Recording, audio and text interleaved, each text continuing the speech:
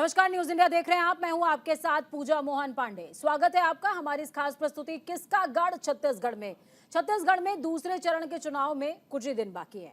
दूसरे चरण में 70 सीटों पर वोटिंग होनी है, जहां कांग्रेस के लिए सत्ता बरकरार रखने की चुनौती बनी हुई है, तो वहीं बीजेपी सत्ता हासिल करने के लिए जी तोड़ मेहनत कर रही है। इसी कड़ी की अगर बात करें तो दोनों पार्टियों के स्टार प्रचारकों का ताबड़तोड़ दौरा जारी है। छत्तीसगढ़ में दूसरे चरण के चुनाव प्रचार प्रसार के लिए कांग्रेस बीजेपी के स्टार प्रचारकों ने ताकत झोंक रखी है। बुधवार देर रात केंद्रीय गृह मंत्री अमित शाह रायपुर पहुंचे, जहां उन्होंने देर रात तक बीजेपी कार्यालय कुशाभाऊ ठाकरे में वो प्रचार प्रसार किया। उसके अलावा समीक्षा बैठक वो करते नजर आए। इसके अलावा खड़गे भी पहुंचे हुए थे रायपुर। खड़गे ने साफ तौर पर सरकार पर निशाना साधा, भारत सरकार पर निशाना साधते वो नजर आए और साफ तौर पर उन्होंने कहा कि बीजेपी बांटो और राज करो के प्रावधान पर आगे बढ़ रही है। कांग्रेस और बीजेपी के स्टार प्रचारकों ने ताकत झोंक रखी है। बुधवार देर रात केंद्रीय गृह मंत्री अमित शाह रायपुर पहुंचे थे, जहां उन्होंने देर रात तक बीजेपी कार्यालय में वरिष्ठ नेताओं के साथ चुनावी रणनीति पर चर्चा करी है, बातचीत करी है। पहले चरण की 20 सीटों के चुनावी फीडबैक लेने के साथ साथ 17 नवंबर को होने जा रहे दूसरे चरण के चुनावों को लेकर रणनीति बनाई। तो इसके साथ ही कांग्रेस कमेटी के राष्ट्रीय अध्यक्ष मल्लिकार्जुन खड़गे भी छत्तीसगढ़ के दौरे पर रहे, जहां उन्होंने जनसभा को संबोधित करते हुए चुनावी हुंकार भरी। खड़गे ने कहा, PM Modi, Amit Shah, ED, CBI और आईटी बीजेपी के स्टार प्रचारक हैं। हमारी पार्टी से कोई एक नेता प्रचार करने जाता है तो बीजेपी की तरफ से सभी प्रचार करने आ जाते हैं। यहां पर उनका मतलब आईटी, सीबीआई और ईडी से था। दोनों ही पार्टी एक दूसरे की कमियों को गिनवाकर राज्य में सत्ता हासिल करने का दम भर रही है। अब देखने वाली बात यह कि क्या इस बार जनता बीजेपी को मौका देगी या कांग्रेस पर भरोसा जताएगी। आज हम इसी मुद्दे पर चर्चा को आगे बढ़ाएंगे। हमारे साथ गेस्ट का बड़ा पैनल होगा। इससे पहले आपको दोनों दिग्गजों ने क्या कुछ कहा है वो सुनना जरूरी हो जाता है। सुनिए। जो मुख्यमंत्री है उन्होंने ढेर सारे घपले, घोटाले, हजारों करोड़, अंतर क्या होता है? केंद्र में मोदी जी की सरकार है। मोदी जी ने चंद्रयान भेजा चंद्रमा पर, तो वो पॉइंट का नाम शिव शक्ति पॉइंट देकर भगवान शंकर के श्रद्धा व्यक्त करने का काम किया। और यहां कांग्रेस की सरकार है, उन्होंने क्या करा? महादेव ऐप से जोड़ के सट्टा खोलने का काम करा। अरे भाई शर्म करो, शर्म करो, कम से कम महादेव को तो छोड़ देते। हजारों करोड़ रुपए का चावल भेजे उसमें घपला, आवास भेजे उसमें घपला, कोरोना का राहत भेजा उसमें घपला। हर गांव में आज बच्चा बच्चा कह रहा है सट्टे पे सट्टा कौन कर रहा? भूपेश कक्का।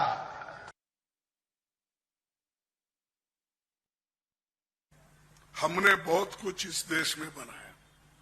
पंडित जवाहरलाल नेहरू जी जब इस देश के प्रधानमंत्री थे, इंदिरा गांधी जी थे, लाल बहादुर शास्त्री थे और राजीव गांधी थे। इन्होंने देश के लिए बहुत कुछ बनाया। बड़े बड़े कारखाने बनाए, बड़े बड़े ये भू सुधारना कानून लाए, ये सब लाए और एयरपोर्ट बनाए, पोर्ट बनाए, माइनिंग्स के इंडस्ट्रीज बनाए, ये सब हम बनाए। लेकिन मोदी जी ने क्या किया? एक एक करके बेच के खा रहे। अदानी को बेच रहे, एक एक किसी और को बेच रहे। अरे हम कमाए, तुम खाते बैठे हो, बेचते खा रहे हो, तुम बेच ले रहे हो। और ऐसे देश का उद्धार होता? उद्धार के देश की बात करते हो, बाप कमाया, बेटा घुमाया। ऐसा नेहरू जी ने कमाया, इंदिरा जी ने कमाया, और इसको कौन घुमा रहे, कौन इसको बर्बाद कर रहे? मोदी जी, शाह जी बैठ के बर्बाद कर। चलिए, हमारे साथ में गेस्ट जुड़े हुए हैं। प्रदीप नामदेव हैं संवाददाता सहयोगी, इसके अलावा अमित श्रीवास्तव हमारे साथ में जुड़े हुए हैं, प्रवक्ता हैं आप कांग्रेस के। कांग्रेस का रुख सबसे पहले मैं करूंगी और कांग्रेस में समझना चाहूंगी। देखिए अमित जी, मैं आपसे समझना चाहती हूं, देखिए आप बताइए कि किस तरीके से लगातार अमित शाह हो या फिर प्रधानमंत्री नरेंद्र मोदी दौरे पर दौरा कर रहे हैं, क्या इन दौरों से कांग्रेस के मत्थे पर शिकन है या नहीं है? बिल्कुल भी नहीं है पूजा जी, बड़ी जिम्मेदारी के साथ मैं कह रहा हूँ, बिल्कुल भी नहीं है। और कहते हैं ना कि साहिब की सियासत का इतना सा फसाना है, बस्ती भी जलाना है और इनके नेताओं का आके मातम भी मनाना है। अभी मैं आपके टीवी पे सुन रहा था, ग्रेस के गृह मंत्री जी कह रहे थे कि आपको महादेव के नाम को तो छोड़ देना चाहिए। बिल्कुल मेरी आस्था है महादेव पे, महादेव मेरे आराध्य है। लेकिन कौन प्रश्न उठा रहा है जिन्होंने महाकाल के लोग बनने में भ्रष्टाचार किया, जिन्होंने महाकाल में भ्रष्टाचार किया, आज वो महादेव पे प्रश्न चिन्ह उठा रहे हैं। इससे बड़ी विडंबना कुछ नहीं हो सकती पूजा जी। और रही बात, मैं आपको बता दूं, ये साहब लोग तो पिछले बार भी आए थे 2018 में और कह के गए थे इस बार 65 पार। छत्तीसगढ़ की जनता ने, माफ करिएगा, छत्तीसगढ़ की जनता ने हमें 68 सीट दिया। तो अब इन लोगों की क्रेडिबिलिटी खत्म हो गई है। जिस प्रकार से अभी खड़गे जी ने कहा कि देश में और भी प्रधानमंत्री हुए जिन्होंने पोर्ट बनाया, रेलवे बनाया, इंफ्रास्ट्रक्चर बनाया, IT, IIM, एम्स खोले, लेकिन मुझे बड़ा कहते हुए दुख हो रहा है, देश के सर्वोच्च पद पे बैठे हुए हमारे हुक्मरान, जो हमारे लिए भी आदरणीय है क्योंकि वो देश के सर्वोच्च पद पे बैठे हैं, लेकिन आप देखिए उन्होंने जो भी वादे किए आज तक उसे कभी भी उन्होंने फुलफिल नहीं किया। उन्होंने कहा था 2 करोड़ लोगों को पूजा जी रोजगार मिलेगा, मिला क्या? उन्होंने कहा था 15 लाख लोगों के अकाउंट में आएगा, मिला क्या? नहीं मिला। किसानों का कहा था कि आय दुगनी कर देंगे 2022 तक, उन्होंने लागत दुगनी कर दी। और एक दुख का विषय आपको बताता हूँ, हमारे घोषणा पत्र का नाम है भरोसे की गारंटी। मैं आपके जनता के लिए वो भी दिखा देता हूँ कि भरोसे की गारंटी हमारे घोषणा पत्र के नाम है। ये देखिए, भरोसे की गारंटी। और इनकी गारंटी, इनके घोषणा पत्र का नाम क्या है? मोदी की गारंटी। तो अब मोदी जी की गारंटी कौन लेगा पूजा जी, ये बताइए जी, जिन्होंने जो भी वादे किए उसे पूरा नहीं किया। अमित जी, आप भरोसे की गारंटी तो जरूर कह रहे हैं, लेकिन थोड़ा सा एक चीज और स्पष्ट कर दीजिए। एक आपके पूर्व विधायक हैं अरुण तिवारी और रामशरण यादव, इनकी बातचीत बड़ी तगड़ी वायरल हो रही है। गारंटी पर तो हम बाद में बात करेंगे, 4 करोड़ की डील की कुछ बातचीत चल रही है इसमें। देखिए, मैं आपके माध्यम से एक चीज बता दूं कि मुझे लगता है कि मेरे जानकारी में वो मुद्दा नहीं है, मैं उसमें बचना नहीं चाहता, लेकिन मैं एक्चुअली मैं खुद बाहर हूँ। आपके संवाददाता को ये बात पता है और अभी 2 मिनट पहले ही आपके चैनल से फोन आया तो मैं बैठा हूँ, मैं अपनी दीदी के आया हुआ हूँ, तो मुझे उस विषय में जानकारी नहीं है। जैसी जानकारी होगी मैं बड़ी जिम्मेदारी के साथ आपके चैनल में बोलने के लिए तैयार रहूंगा। पीसी करी थी, मैं आपको कन्वे कर दे रही हूँ, अरुण तिवारी ने पीसी करी है बिलासपुर में और पीसी करते हुए कांग्रेस पर यानी कि आपकी पार्टी पर आरोप लगाया है कि टिकट के बदले 4 करोड़ रुपए लिए गए हैं। देखिए, मुझे ऐसा लगता है first I will see his press conference, then I am able to say anything Puja ji. ठीक है, प्रदीप जी के पास में जाऊंगी। प्रदीप जी जुड़े हुए हैं। प्रदीप जी, आप खबरों में लगातार बने हुए हैं छत्तीसगढ़ के अंदर, बीजेपी और कांग्रेस दोनों में किसका पलड़ा भारी, इस पर आप बताइएगा कि किसका पलड़ा भारी है। लेकिन उससे पहले ये जो ऑडियो वायरल हो रहा है, हालांकि कांग्रेस ने इसका खंडन किया है, क्या अपडेट है इस पर? समय है, अगर वीडियो की बात करें तो वीडियो और ऑडियो तो वायरल होते रहते हैं। कई वीडियो की पुष्टि हो जाती है जांच के बाद और कई वीडियो की पुष्टि नहीं हो पाती है जांच के बाद। लेकिन अरुण तिवारी तो सामने से कह रहे हैं ना प्रदीप, सामने से कह रहे हैं कि पैसे का लेन देन हुआ है, पीसी भी कर रहे हैं वो। जी बिल्कुल, देखिए, तो अगर वो कह रहे हैं तो मानना पड़ेगा, लेकिन फिर भी चुनावी सीजन है तो वीडियो वायरल होती रहती है, ऑडियो वायरल होती रहती है, लेकिन बहुत से लोग पुष्टि करते हैं, बहुत से लोग पुष्टि नहीं करते हैं। तो देखिए, चुनावी सीजन है, कई कार्यकर्ताओं की नाराजगी होती है तो उसमें भी वही लोग वो भी वीडियो वायरल कर देते हैं। तो वीडियो वायरल हो रही है, सोशल मीडिया पर तेजी से फैल रही है, तो देखिए कहीं ना कहीं इसका भी असर देखने को मिलेगा। और अगर छत्तीसगढ़ की बात करें तो यहाँ पर लगातार जो केंद्रीय नेतृत्व है, चाहे भाजपा की बात करें, आज अमित शाह आए थे, इससे पहले जेपी नड्डा आए थे, प्रधानमंत्री नरेंद्र मोदी भी आए थे, और आज कांग्रेस के मल्लिकार्जुन खड़गे आए थे, राहुल गांधी आए थे, प्रियंका गांधी आई थी। तो तमाम जो दिग्गज नेता हैं वो भी छत्तीसगढ़ का दौरा कर रहे हैं। पहले बस्तर संभाग में जो 12 सीटें हैं, बस्तर संभाग में, वहां 12 की 12 सीटें की अगर बात करें तो 2018 के चुनाव में 12 की 12 सीटें कांग्रेस के कब्जे में थी, जिसमें से एक सीट टूटी थी, उसमें भी कांग्रेस ने उपचुनाव में जीत ली थी। तो देखिए अभी जो स्थिति है वर्तमान में 12 की 12 सीट कांग्रेस के कब्जे में। और ठीक है, बस्तर के ठीक है बाद अब प्रदीप, थोड़ा सा इस पॉइंट को भी हाईलाइट कीजिए, क्योंकि अमित शाह, उनका दौरा आज प्रस्तावित था जसपुर और रायगढ़ का, लेकिन वो कल शाम को ही पहुंच गए, कल देर शाम पहुंचे थे वो छत्तीसगढ़ के अंदर, और रायपुर में उन्होंने एक समीक्षा बैठक भी करी थी। क्या इस बैठक को देख करके, जिसमें रमन सिंह मौजूद थे, भैया जी जोशी मौजूद थे, इस बैठक को देख करके क्या ये महसूस होता है क्या कि किसी तरह की सकपकाहट है मन में? देखिए 7 जुलाई को प्रधानमंत्री नरेंद्र मोदी का पहला दौरा था छत्तीसगढ़ में, और 7 जुलाई के पहले 1 जुलाई को केंद्रीय मंत्री अमित शाह था।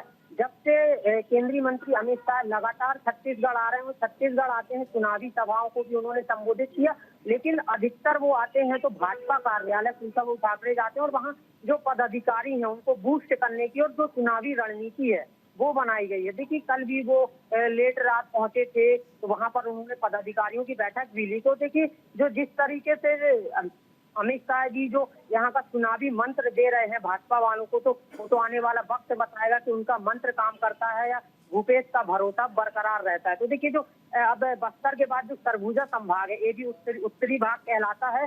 पहला तो माना जाता है कि जिसने बस्तर जीत लिया सब जीत लिया, लेकिन उसके चुनावी समीकरण की अगर बात करें तो चुनावी समीकरण सरगुजा से भी तय होते हैं। अगर सरगुजा की बात करें तो सरगुजा में 14 विधानसभा सीट है, 14 में से अगर अभी बात करें तो 14 की 14 कांग्रेस के कब्जे में। लेकिन हाँ, कांग्रेस की अभी जो टिकट वितरण हुई तो उसमें कई देखा गया है जो बृहस्पति ठीक है, अमित जी के पास में जाऊंगी। प्रदीप, आती हूँ मैं आपके पास। सरगुजा संभाग पर फिलहाल चर्चा हम कल कर चुके हैं। प्रदीप जी के माफ कीजिएगा, अमित जी के पास में जाऊंगी।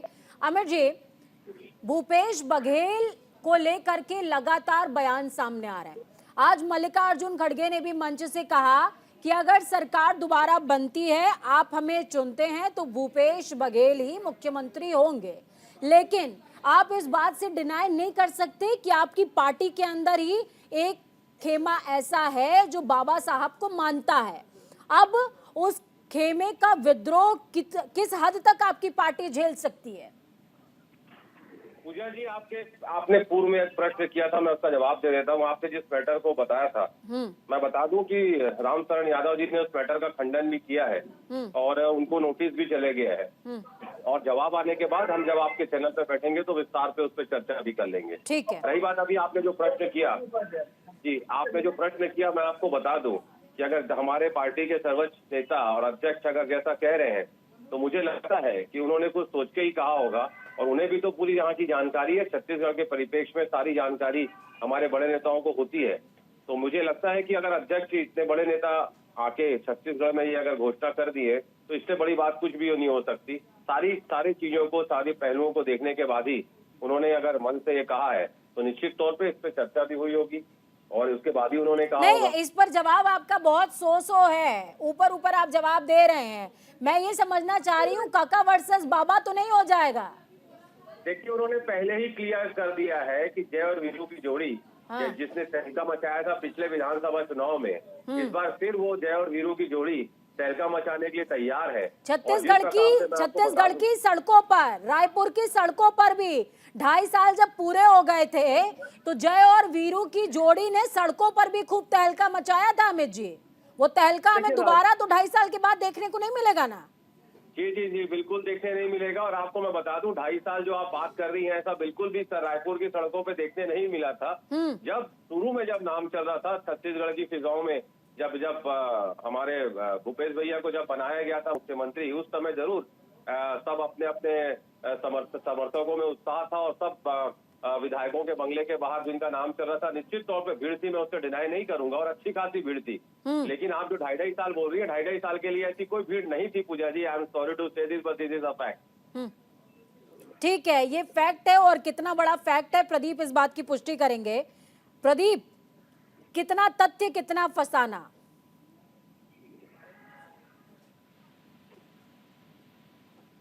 प्रदीप, आप तक मेरी आवाज पहुंच पा रही है? जी जी जी। कितना इसमें तथ्य है और कितनी कही बीती बात है? अमित जी कह रहे हैं सड़कों पर कोई दंगल, कोई प्रदर्शन नहीं था, बाबा साहब के समर्थक नहीं निकले थे सड़कों पर। जी बिल्कुल, देखिए हर नेता के समर्थक सड़कों पर निकलते हैं अगर बात करें तो, लेकिन जो 2.5 साल का मामला था स्टार्टिंग में चला था, लेकिन जब टीएस बाबा से सवाल पूछा जा रहा था बार बार, तो उन्होंने साफ कहा था कि देखिए पार्टी मुझे जो भी जिम्मेदारी देती है मैं उनका एक कार्यकर्ता हूँ और उसी से अपना निर्माण करूंगा। लेकिन वहीं उनने दोबारा भी पूछा तो उन्होंने एक चीज और की कि हाँ, अगर किसी का पद बढ़ता है और अगर उनको मुख्यमंत्री का पद मिलता है तो क्यों नहीं बनना चाहूंगा। उन्होंने एक तरफ ये भी कहा था और दूसरी तरफ ये भी कहा था कि पार्टी का जो भी निर्णय होगा वो मेरे को मंजूर है। और वहीं अगर दूसरी तरफ अगर मुख्यमंत्री भूपेश बघेल की बात करें तो उनका भी साफ तौर पर यही कहना था, पार्टी का हाईकमान का जो भी निर्णय होगा मैं भी वही करूंगा। तो देखिए 2.5 साल की जो बात है बीच में काफी ऊंची थी, इस पर दोनों नेताओं के समर्थक भी देख लिए। कोई भी नेता हो, समर्थक तो सबके सड़कों पर उतरते हैं, सब अपना अपना प्रदर्शन करते हैं, शक्ति प्रदर्शन करते हैं। तो देखिए ऐसा कुछ मामला नहीं था, लेकिन जब टीएस बाबा से पूछा गया तो साफ तौर पर उन्होंने यही कहा कि जो भी हाईकमान का निर्णय होगा मैं उस पर अपनी सहमति जताता हूँ। ठीक है अमित जी, आपके नाम राशि हैं, अजीत जोगी जी के पार्टी के उनके सुपुत्र जो हैं वो मैदान में आ गए हैं, मुस्कुरा रहे हैं आप, और आपकी भी राशि वही है, उनकी भी राशि वही है। क्या लगता है आपको, सितारे उनके बुलंद हो जाएंगे, वोट कटुआ साबित हो जाएंगे क्या वो? देखिए मैं आपको एक चीज बता दूं, निश्चित तौर पे राशियों पे मेरा विश्वास है, लेकिन हमारे काम पे भी हमें विश्वास है। जो हम पिछले 5 सालों में पूजा जी हमने काम किया और उसकी बदौलत हम जनता के बीच में जा रहे हैं, और मुझे पूर्ण विश्वास है कि जनता का प्यार और आशीर्वाद हमें पिछली बार की तरह इस बार भी मिलेगा। और पिछली बार तो हम भाजपा के भ्रष्टाचार पे गए थे और इस बार तो हम अपने विकास पे गए हैं। तो निश्चित तौर पे पूर्ववर्ती सरकार को हमने जो कट कमीशन, बीजेपी तो कह रही है अमित जी, बीजेपी तो कह रही है आपने इंफ्रास्ट्रक्चर पर कोई काम ही नहीं किया। कौन से विकास की बात आप कर रहे हैं? देखिए मुझे ऐसा लगता है कि अगर बीजेपी के लोगों को छत्तीसगढ़ की उन्नति, प्रगति, समृद्धि दिख नहीं रही है तो उन्हें दृष्टि दोष हो गया है। वो तत्काल अपने आंखों का इलाज करा ले। ठीक है, अगर ठीक है, दृष्टि दोष का यहाँ पर आपने जिक्र किया है। आखिरी सवाल अमित जी मेरा आपसे, पहले चरण में 71% से ज्यादा वोटिंग हुई, इससे दिल की धड़कन बढ़ी है या दिमाग में थोड़ी सी शांति आई है दूसरे चरण के लिए? देखिए पूरी तरीके से शांति है। 74% अगर मतदान होता है मतलब जनता खुश है आपके कामों से और जनता निकल के वोट करती है। और अगर आप देखेंगे कि त्रस्त होती है तो भी तो वोट करती है। जी क्या बोला आपने? त्रस्त होती है तो भी वोट करती है, त्राहिमाम करती है तो भी वोट करती है। देखिए हमारा तो एक्सपीरियंस ये है, और जो मुझे लगता है कि जिसको फीलिंग गुड कहते हैं, भाजपा के फील गुड की तरह नहीं है ये हमारा किया हुआ जो काम है, हमारा कॉन्फिडेंस है कि हमने जो काम किया है उसके बीच, जनता के बीच में गए हैं और जनता का प्यार और आशीर्वाद हमें पुनः मिलने जा रहा है। और इस बार हमारा नारा है कि हम भरोसा बरकरार, पुनः कांग्रेस की सरकार है तैयार हम, और इस बार 75 पार। तो इस बार 75 पार का नारा कांग्रेस की तरफ से है। प्रदीप, मौजूदा समीकरण क्या बयां कर रहे हैं? 30 सेकंड्स के अंदर बहुत जल्दी बता दीजिए। जी बिल्कुल, देखिए अगर मौजूदा की अभी बात करें तो दोनों ही पार्टियां अपनी पूरी ताकत झोंक रही हैं और बीजेपी के स्टार प्रचारक आ रहे हैं, वहीं कांग्रेस के स्टार प्रचारक आ रहे हैं। देखिए जो 90 सीट, अगर 90 सीट की बात करें तो 90 में से 2018 में 75 सीट कांग्रेस के पास थी और 15 सीट अभी वर्तमान में बात करें तो जो 15 है, 15 में से 13 सीट बीजेपी के पास है, 75 कांग्रेस के पास। तो देखिए अभी दोनों पार्टी टक्कर में है, 50-50 है और दोनों अपने ही पूरी ताकत झोंक रही हैं। और अभी कुछ कहा नहीं जा सकता है, वो तो 3 दिसंबर को फैसला होगा। जी अमित जी, भूपेश का भरोसा बरकरार रहेगा या बीजेपी भ्रष्टाचार की पोल खोलेगी? जी अमित जी 10 सेकंड भ्रष्टाचार के मुद्दे को लेकर। जी थैंक यू। देखिए अभी प्रदीप जी की बातों को मैं सुन रहा था और छत्तीसगढ़ की जनता अब एक ही चीज कह रही है हर कांग्रेस कार्यकर्ता से और हर छत्तीसगढ़ की जनता से कि छत्तीसगढ़ की जनता ये फील कर रही है कि जो हमने विकास कार्य किया है, जनता कह रही है कहाँ पड़े हो चक्कर में, कोई नहीं है टक्कर में। चलिए, बहुत शुक्रिया आप दोनों का ही हमारे साथ जुड़ने के लिए और अपने अहम विचार साझा करने के लिए। कांग्रेस कह रही है कहां पड़े हो चक्कर में, कोई नहीं है टक्कर में, और उनकी गट फीलिंग कहती है कि सरकार तो कका के ही बनी। लेकिन दूसरी तरफ बीजेपी लगातार ग्राउंड पर ताकत झोंक रही है, प्रधानमंत्री से लेकर के जिला अध्यक्ष तक डेंट मारने की कोशिश कर रहे हैं। वक्त छोड़ने से ब्रेक के उस पार खबरों का सफर लगातार बना रहेगा। देखते रहिए न्यूज इंडिया, क्योंकि हमें राष्ट्र की आवाज। नमस्कार।